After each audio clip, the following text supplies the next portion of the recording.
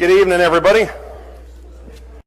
We're going to be a little all over the map tonight, so we're going to start off in Luke chapter 24, and that's just because this class in particular was difficult for me to kind of organize. And so if it seems disjointed, just know that it was a lot more disjointed about a week ago. And so kind of tweak with it, play with it a little bit as we talk about Jehovah-Shalom, primarily because the mention in Judges, which is where we're going to eventually end up, it's relatively straightforward. I do think there's some things that are worth talking about specifically as it relates to the idea of the God of peace. But I think in order to understand that, we kind of get through some other things first. And so it's a little bit out of order, but hopefully we'll kind of roundabout way get to the end. And if we don't, just let me know. I'll pump the brakes. We'll say stand and sing and move on with our lives. I don't really know any other way to put it. Before we get started, I'm going to ask James to lead us in a word of prayer.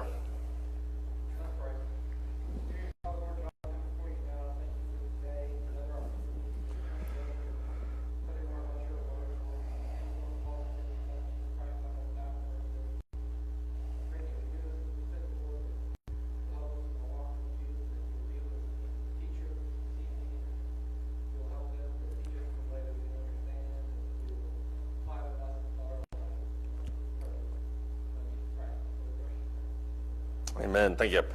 As you can tell behind me, though, this is going to be about Jehovah-Shalom, which is the Lord is peace. That's what we've been doing this quarter, is kind of looking at all the different names of God, looking at them specifically in their context, because that's obviously where we want to focus our time. This one's going to be in Judges chapter 6. I want you in Luke 24, though. That's where we're going to start off. Whenever I don't really know how to organize the class or struggle with it, I try to bring it back to the most simple thing, because that's the way that my brain works. So we'll start off with the easiest question, which is this one. What does peace mean? When you think of the Lord as peace, or when you think of peace in general, what do you think of?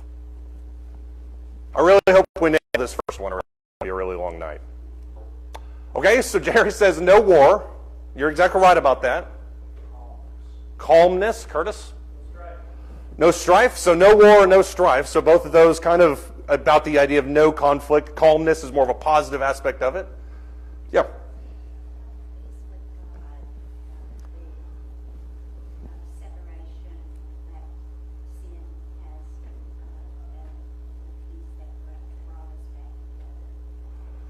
Okay, that is more of a spiritual idea, and that's kind of where I'm at least for our purposes here this evening, the idea that there's sin kind of keeps us opposed to God, and so peace obviously makes us have some reconciliation, the ability to have a relationship with each other. I do think that's probably more along the lines of where we're at. Go ahead. No drama among ourselves. That's a little bit along the lines of no strife, but I do... Oh, okay. I hate it when they whisper. Yeah, it's the no strife, no drama, no conflict. There's peace, there's calmness. I think spiritual idea, the idea of reconciliation between members. How else would you define peace? Why do you think peace would be such a big deal with God? When it says the God of peace, why do you think that's such a powerful phrase?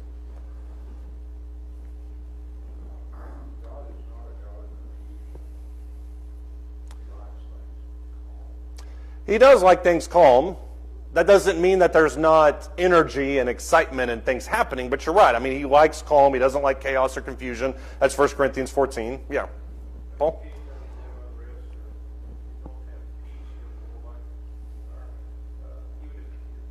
Mm-hmm.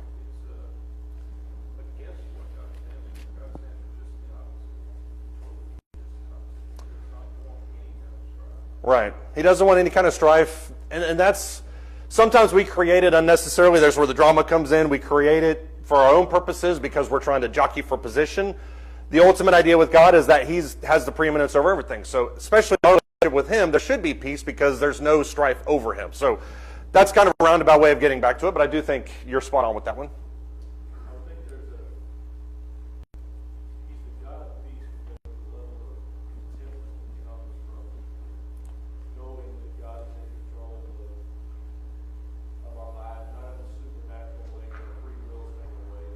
Right. We know that we can trust that He has our best interests at heart and will take care of us.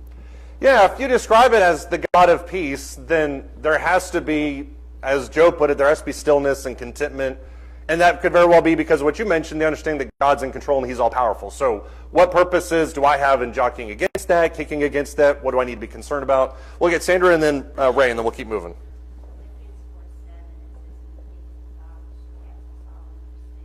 Mm-hmm.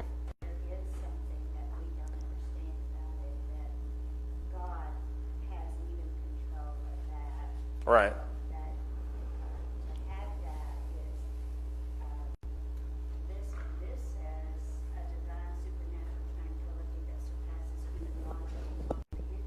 Yes, you're using your brand new app, I see. Oh, okay.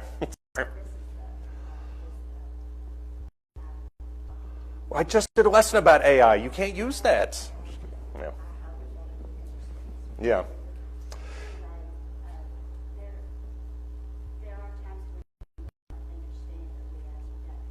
Right.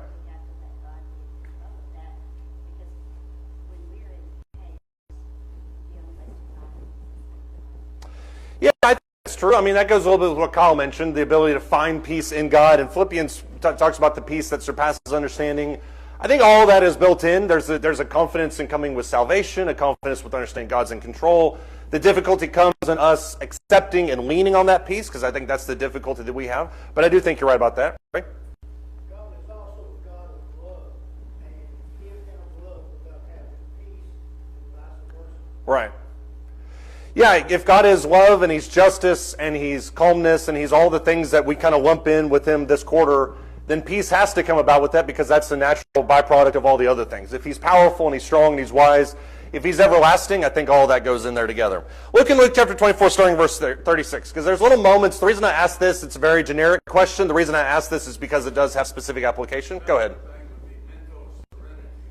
Mental serenity, that calmness, the peace that is not in fighting against God. Yeah, it's all kind of in there together. Luke chapter 24, starting verse 36, it says, while they were telling these things, this is after Jesus' resurrection, He Himself stood in their midst and said to them, peace be to you. They were startled and frightened and thought that they were seeing a spirit. He then said to them, why are you troubled, and why do doubts arise in your hearts? See my hands and my feet, that it is I myself. Touch me and see, for a spirit does not have flesh and bones as you see that I have. When He had said this, He showed them His hands and His feet. While they still could not believe it because of their joy and amazement, He said to them, have you anything here to eat? They gave Him a piece of broiled fish. He took it and He ate it before them.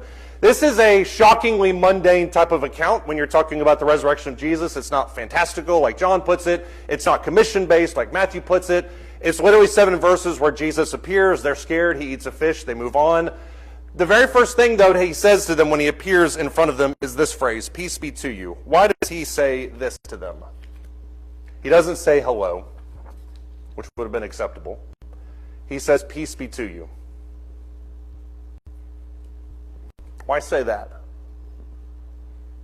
Because they had things that were troubling them. Okay, it's true. They had things that were troubling them. And obviously, if they're in the upper room themselves, they're banding together because of those things that trouble them. Yeah? I guess to build on that, what would be the things that trouble them? You could answer that question.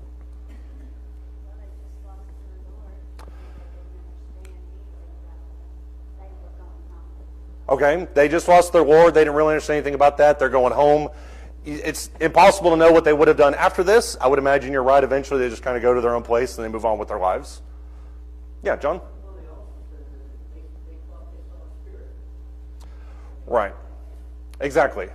And that's why when you read the whole entirety of this context, it's not just about Him eating a fish. The Him eating the fish debunks the idea that it's a ghost. You see that in verse 37. They were startled and frightened and thought that they were seeing a spirit. It's the same type of fear that Peter has when he sees Jesus walking on the water. He has that same kind of fear and hesitancy. Why is Jesus' response to this, peace be to you, though?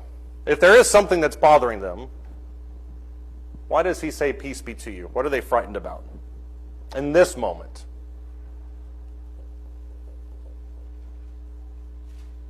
If you thought somebody had died and then they show up in your living room, why would you be startled?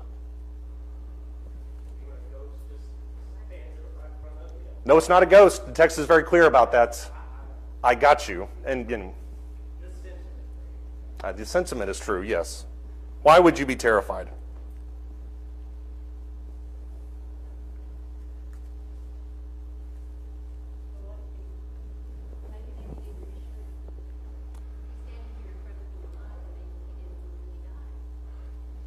I think the confusion is in with that. What happened? Why is He here? We just saw Him brutally murdered. How is it that He's standing here? And then the startling in verse 37, 38, they're unsure about the whole situation. He eats the fish. Okay, this isn't a spirit anymore. This isn't a ghost. This is Him in the flesh.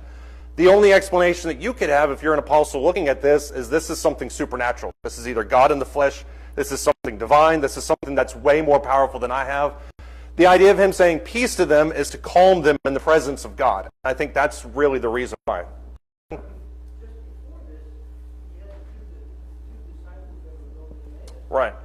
And he comes up to them, he's talking to them, he's walking along the way. Mm-hmm. And he's explaining things to them. Right. And then he vanishes.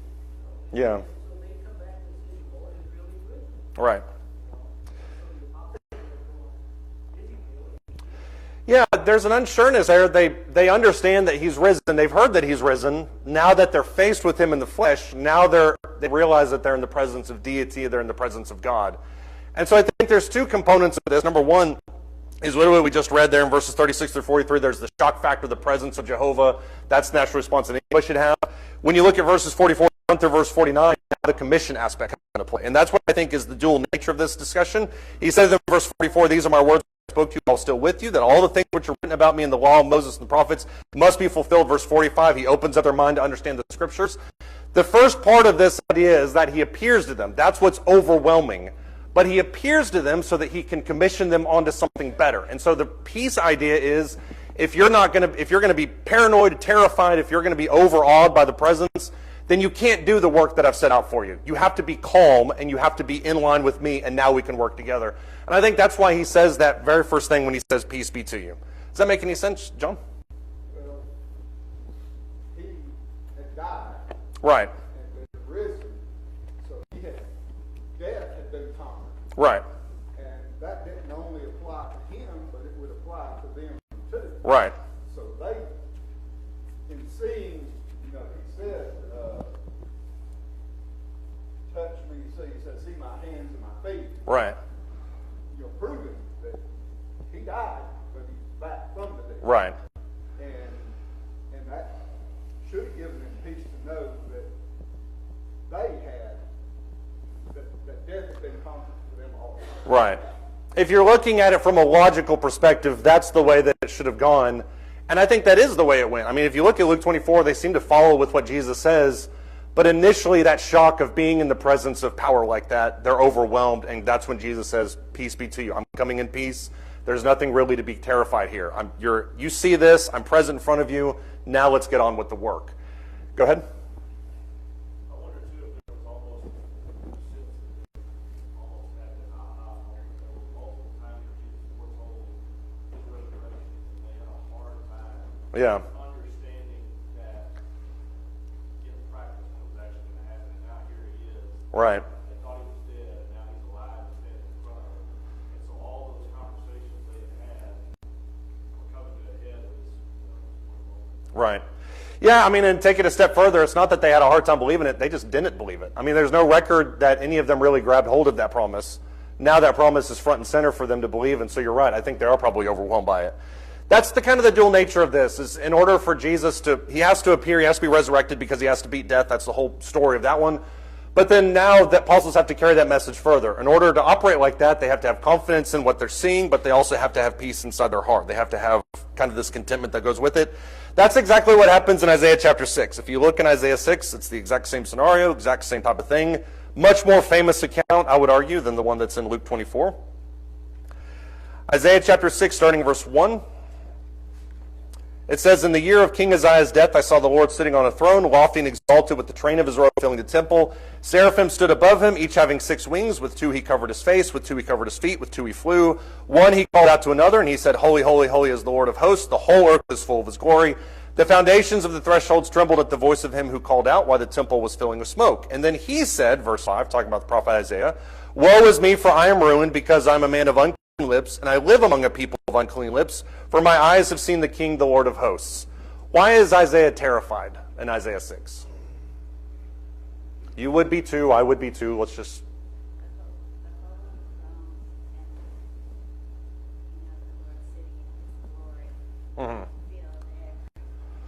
Right.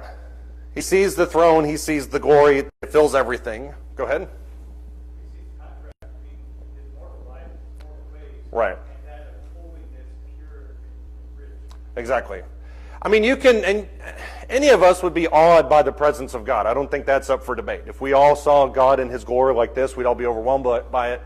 The specific reason that he gives is what he mentions there in verse 5 when he says, I'm a man of unclean lips and I dwell among a people of unclean lips. So the idea there, as you put it, is the contrast. And obviously, if there's that contrast, he understands that God's up here, he's down there. But the point of this entire section is that God has something for him to do, and he can't do it in his current state. And so when you look at verse 6, one of the seraphim flew to me with the burning coal in his hand, which he had taken from the altar with tongs. He touched my mouth with it, and he said, Behold, this has touched your lips, your iniquity is taken away, and your sin is forgiven. The situation has been solved, at least in Isaiah's mind. Verse 8, Then I heard the voice of the Lord saying, Whom shall I send, and who will go for us? And then I said, Here I am, send me. This is an important phrase, primarily because of the chronology in this section. What does this come after? Because it's a total 180 from where he was 3 verses earlier. Why is he gung-ho about it now? And this goes back to that idea. I told you we're going to roundabout get to it. It goes back to that idea of peace. Why is he gung-ho about it now? He's been cleansed. And now that he's been cleansed, it still understands that God is supreme and he's not. But now there can be peace that dwells amongst them. There's this kind of relationship that they have. And that's, I think, when we talk about the nature of Jehovah-Shalom, God is peace, it is about contentment. It's about understanding that he's ruler of everything. But it's also about being able to dwell with him in some kind of synergy, that we work together in reverence and awe, but not with this kind of fear that cripples us. Does that make any sense? Anybody have any thoughts or comments?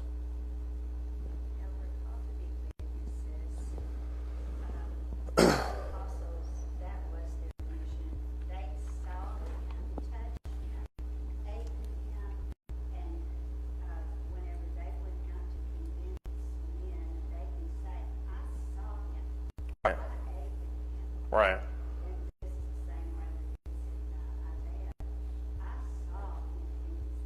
Right.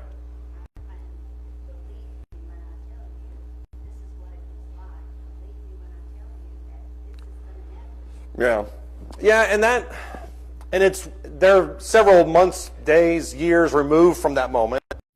But it's the exact same thing when you look at something like the Transfiguration. That, in Peter's mind, never left his case, to the point that in 1 Peter chapter 2, he talks about, we had the prophetic word confirmed, we heard it on the mountain. So that moment of terror and panic and awe and reverence was calmed by the message that he then had to take forward. So you're right. I mean, when you bring a message of Jesus coming back from the dead, that should evoke some emotions. But the purpose of that moment was to bring peace between us, just like this moment. It wasn't just, Isaiah 6 wasn't just God showing up in Isaiah's face and saying, Here I am. The point was to cleanse him so now they could work together. That's the whole point of this. Paul? Talking about Isaiah 6 and verse 1? I think that's God the Father. The reason I ask is because nobody's ever seen God the Father's face. But as you read down through there, it's like he sees, I don't know what he saw. It almost sounds like he sees a full-figured person or entity. Well, with respect, I think it does mention in verse 2 that he had wings that covered his face. So he doesn't actually see the presence of God. So it's, yeah, so it's not, he doesn't see him in his glory. And even at that, it's still a vision based, so it's not exactly the same thing. But yeah. Yeah, I think we talked last week about the pre-incarnate Jesus. I think that's what you're referring to. That's rare, and to my knowledge, maybe once or twice at most. So I can see why we would think that in this situation. This idea of them working together, though, I think is the paramount idea with this. This is when you look in the New Testament, you see this idea of peace. There's kind of this idea of peace as it carries on. This is supposed to say peace with each other, not peace with God. That's the second one. But he says in Mark chapter 11, verse 25, whenever you stand praying, forgive if you have anything against anyone, so that your Father who's in heaven will also forgive you your trespasses. Why should we make peace with each other according to Mark 11, 25? And there's lots of other verses you could use that talk about this idea. John, you're cooking up something, I know.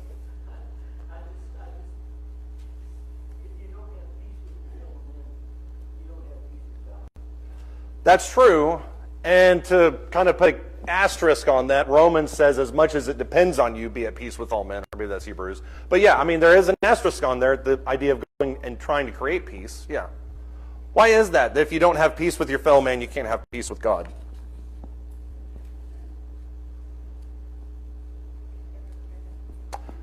It's hypocritical. That's true. How much are me and Paul going to accomplish when we hate each other's guts?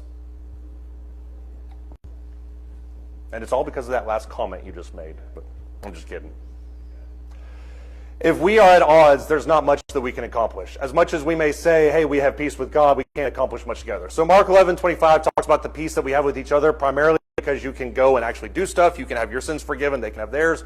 Then you have the peace that comes with God. I know that's also the same thing. This is actually the peace with God. Pray for the peace of Jerusalem, Psalm 122 and verse 9. For the sake of my friends, I will now say, may peace be within you. For the sake of the house of the Lord our God, I will seek your good. How much are we going to accomplish if we have peace with God? If we seek His forgiveness, His peace, that type of stuff. Anything is possible, exactly. And I think this is really important when we discuss this concept, because we talk about peace and how He gives us peace, but ultimately we have that peace so that we can accomplish things together. It's that joint fellowship, that working together. That lays the groundwork for what we're going to discuss with Gideon. Look in Judges chapter 6.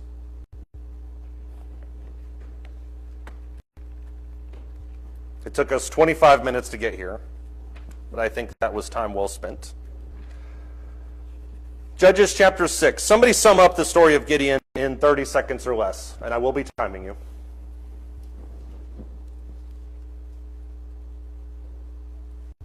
Somebody sum up the story of Gideon.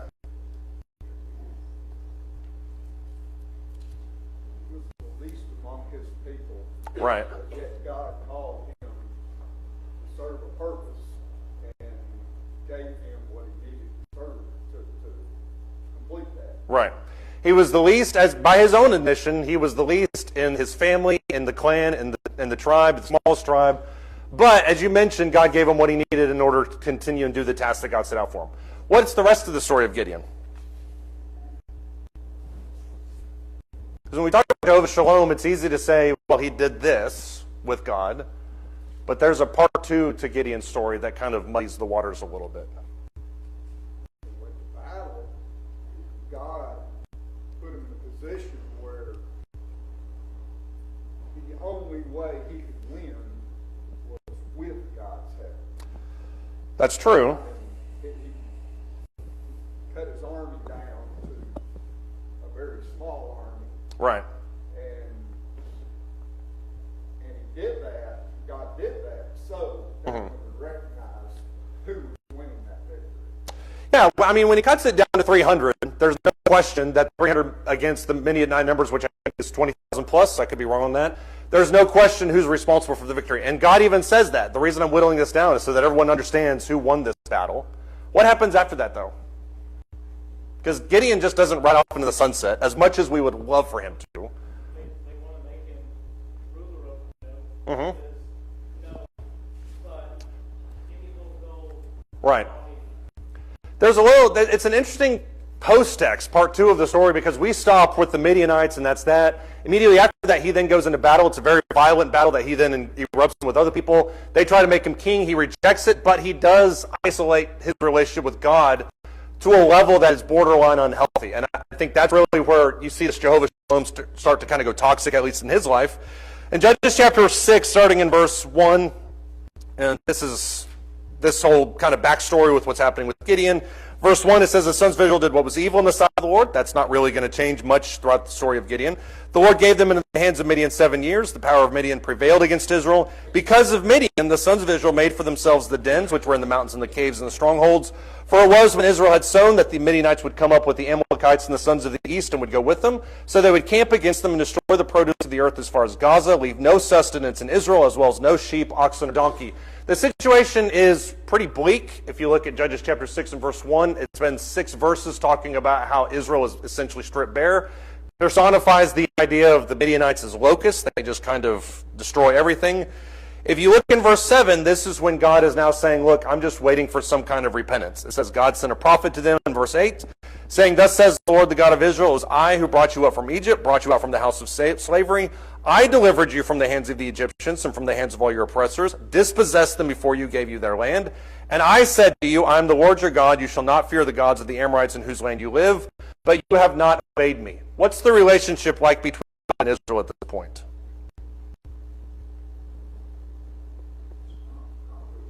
It's not solid. That's true. Why is it not very good? because they had obeyed him. So God is waiting for them to turn around and come back to him. That's true.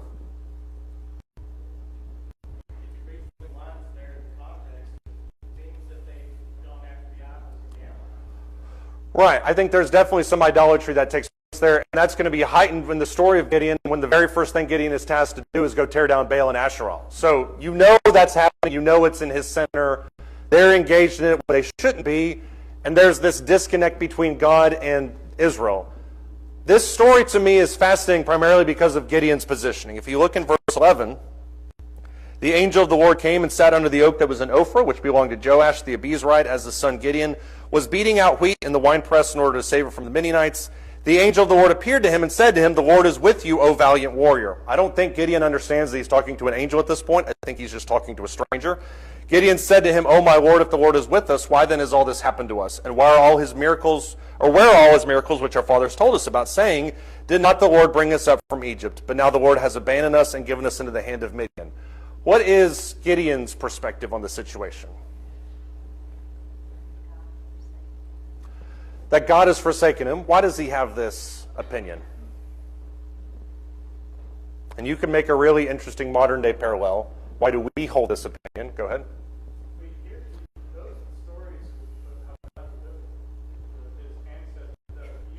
Right.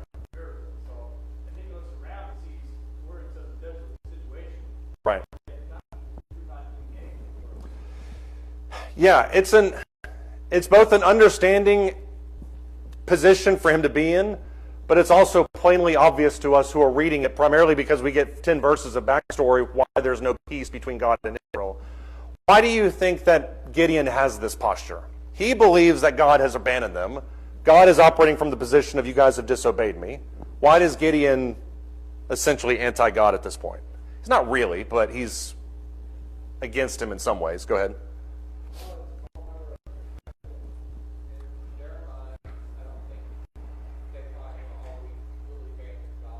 Right.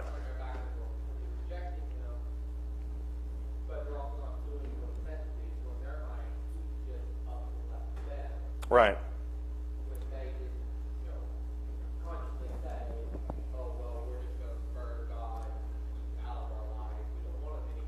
Right. From that perspective, he did abandon them, but he abandoned them because they were drifted away from, Yeah, and Gideon believes that there should be peace. God is operating from the position that there is no peace because he sees, for instance, he sees the immorality, he sees the idolatry, he sees the apathy against God. Never mind the fact that literally I can't remember which verse it is. Yeah, in verse 11 it talks about the Abiezrites. If you look later in this exact section, you see that not only is there an idol in Gideon's hometown, it's literally Gideon's dad's idol. So he's completely ignoring of all of this, and he feels like there should be peace when there isn't any peace. I think there's a lesson in there just in general for us to not assume that there should be peace. Why is God against me? Maybe we need to look at our own lives. Maybe we need to realize that maybe something's out of whack, and we need to fix it before we start blaming God for everything. When you jump down to verse 19, this is when the Jehovah-Shalom moment comes in. Gideon went in. He wants to offer a sacrifice to him. That's in there in verses 17 and 18. Gideon went in and prepared a young goat, unleavened bread from an ephah of flour. He put the meat in a basket, the broth in a pot, brought them out to him under the oak and presented it to them. This is an impressive sacrifice that he's making, made even more so by the fact that they're operating in famine and scarcity at this exact moment. The angel of God said to him, verse 20, "Take the meat, the unleavened bread, lay them on this rock, pour out the broth." He did so. Then the angel of the Lord put out the end of the staff that was in his hand, touched the meat, the unleavened bread, and fire sprang up from the rock and consumed the meat and the unleavened bread. Then the angel of the Lord vanished from his sight. When Gideon saw that he was the angel of the Lord, he said to him, "Alas, O Lord God, for now I have seen the angel of the Lord face to face." God says to him, this is Jehovah-Shalom, "Do not fear, or peace to you, you shall not die." Then Gideon built an altar there to the Lord and named it the Lord is Peace. That's Jehovah-Shalom. To this day, it's still an Ophrah of the Abiezrites. Why does Gideon build an altar and name it Jehovah-Shalom at this moment? Hopefully this is also the moment when we see why we took this circuitous route to get here. Why does he say, the Lord is peace?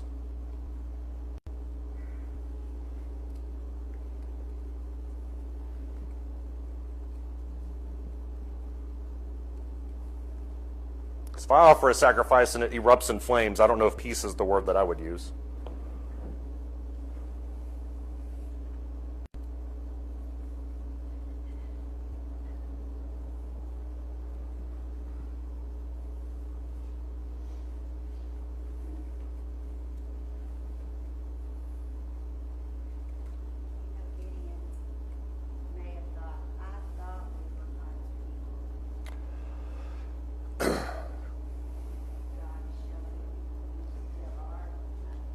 Mm-hmm.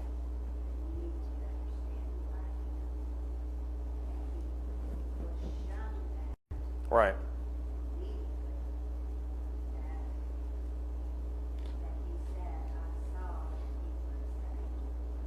Right.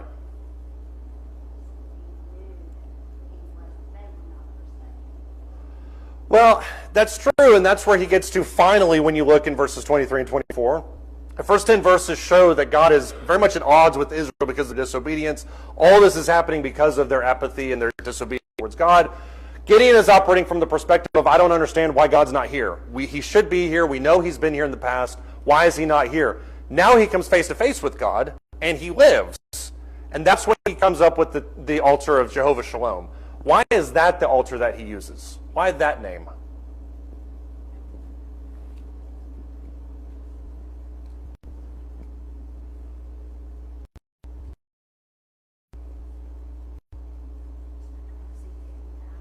It's because he didn't die, exactly. Why is that noteworthy? We've got 9 minutes left, and I will no problem waiting all 9 minutes.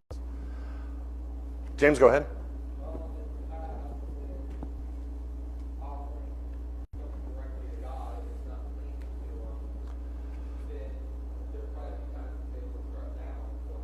Right.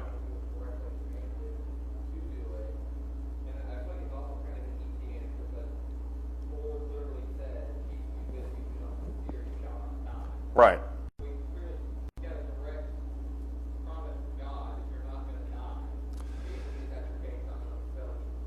Right. I think that would be a rather peaceful thing to be told from God. Right. Most people, in Scripture, when they encounter God, it's an overwhelming sense of awe and reverence to the point that they feel like they're going to die. If you remember, God blasts away on Mount Sinai with thunder and lightning and earthquakes and these different things. The people say to Moses, come back from us because we don't want to die. They retreat from the mountain. Hebrews makes the exact same allusion. You should not draw away from him. You should draw near to him. Go closer towards that. Gideon is operating from the exact same standpoint in that he sees the displayed power of God and feels like because he's been in God's presence, he's going to die for the exact reason that Isaiah feels like in Isaiah 6. I'm a man of unclean lips. These people aren't pure. We're all going to die as a result of that. He builds Jehovah-Shalom because why? What does he recognize?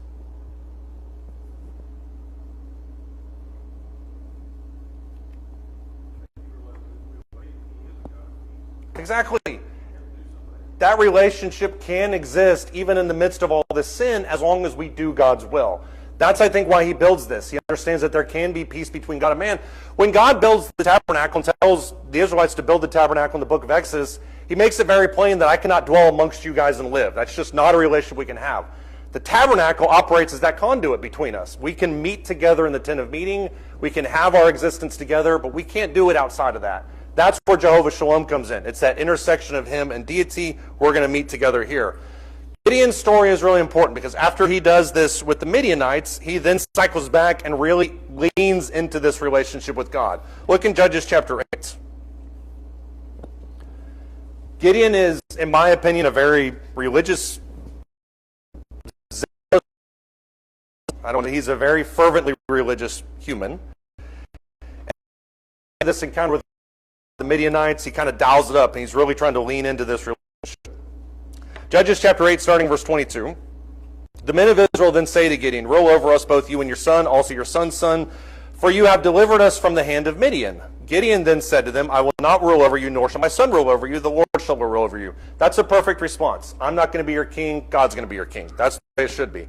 Verse 24, then Gideon said to them, I would request of each of you that each of you give me an earring from a spoil, for they had gold earrings because they were Ishmaelites. They said to him, we'll surely give them.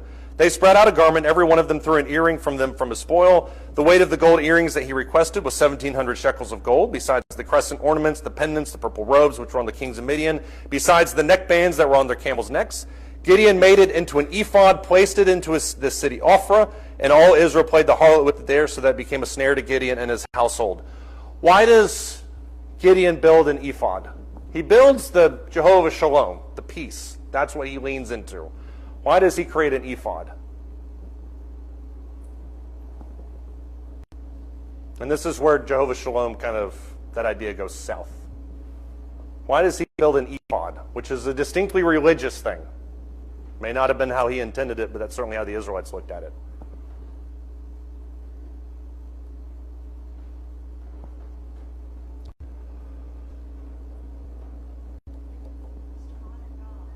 That's to honor God. Jehovah-Shalom, as Judges 6:24 mentions, is in Ophir of the Abiezrite. That's his hometown. This ephod that he places up is in Ophir of the Abiezrites. It's in the exact same town. It's in his home. Why does he have an altar towards God that says Jehovah-Shalom and an ephod? What is he hoping to do?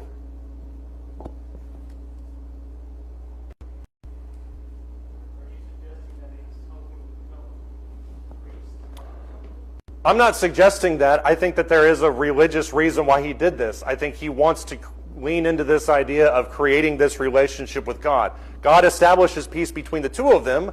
Gideon thinks to himself, wow, I'm the conduit for this. It's working out well so far. Why don't I just make an ephod and become this direct link towards them?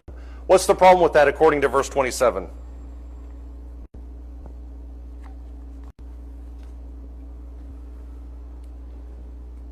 He's trying to do something good, probably. What happens as a result? Exactly. This location that should have been made for peace for everybody becomes a snare to everybody, and now they're worshiping essentially as an idol. Go ahead. Well, the ephod was for the high priest, Right. and the high priest alone, Mm-hmm. and it wasn't gold. Right. With silver. Right. So, Gideon, I think, would be pretty presumptuous Right. building that thing. Exactly. He is very presumptuous, Yeah. because he's trying to arrogate himself what the high priest should be doing. Right. There's nothing wrong with the idea of an ephod. Literally is just a garment, but when you overlay it with 1,700 shekels of gold, that's not something you wear to bed. That is something that you worship. That's something you set up for a specific purpose. It has a very religious overtone in Scripture because, as you mentioned, that's what the high priest uses. So what he's trying to do in this moment is take this peace that was established by God, because he's a very skittish figure. If you read Judges 6 and 7, he seems very timid about the way that he destroys the Baal and the Asherah. Now he's got this ephod. Now he's got this altar. He's trying to establish peace with God on his own terms. I'm going to be this priest towards God. I'm going to be this priest to myself. I'm going to establish peace towards God on my own occasion. And everybody else can go to the temple, tabernacle, whatever they want to, but this relationship is very special. What's frustrating about this is this Jehovah-Shalom, the Ophir of Abiezrites, this location, as it develops, it eventually becomes a place, if you look in Judges chapter 9, where his son eventually slaughters 73 of his other brothers. Gideon has a whole lot of kids. One son slaughters the rest of them, and it happens in this Ophir of the Abiezrites, right next to the ephod, right next to Jehovah-Shalom. So here's the question. How did a place designed for peace between God and man become a place of temptation and death? When you follow the lineage, or when you follow the story of Gideon, he starts off really strong. Jehovah-Shalom, God is peace. I'm going to lean into that. Then he builds the ephod in a form of blasphemy, and then it devolves to a place where basically a massacre takes place. How did it become that? How does a place of peace eventually become a place of death?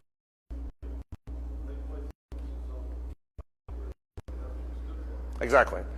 He placed an emphasis on the object rather than what on the object stood for. It became a snare to him because he worshipped it. It became a snare to Israel because they deified it. And so because of that, it became more about man and less about God. And when that's on the table, literally everything is.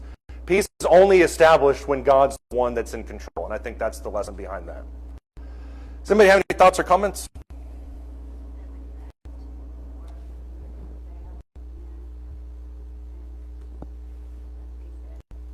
Most of the times, if you have a strong leader, they're good until the leader is dead. Right. And they go right back to worshiping how they wanted to. Right. Things are fine for the most part when Gideon's alive. It's when Gideon dies and his son takes charge, and this Ephraim of the Abiezrites, these Ephraim of the Abiezrites, becomes a snare, becomes a religious idol. That's when it becomes a place of violence. So you're right. I mean, leadership does, I think, play a lot into that. James? I would see from earlier that he was okay with there being idols. Right. He's standing there with your father's idol right over there. Right. Oh, why doesn't God rescue us? Right. And then he falls into the same snare that a lot of the kings of Israel as well. They acted before acting God. Right. Yeah, I mean, and that's a question I think is worth investigating just on our own. Why is it that Gideon was okay with the idols when he's still, and then he's also in the same breath wondering why God isn't with them? To us, it's painfully obvious. But he had rationalized that somehow in his mind, and that same mentality drifts further into his life. All right, so we'll pick up with something else in 2 weeks. Next week, I think, is singing night. Thank you, everybody.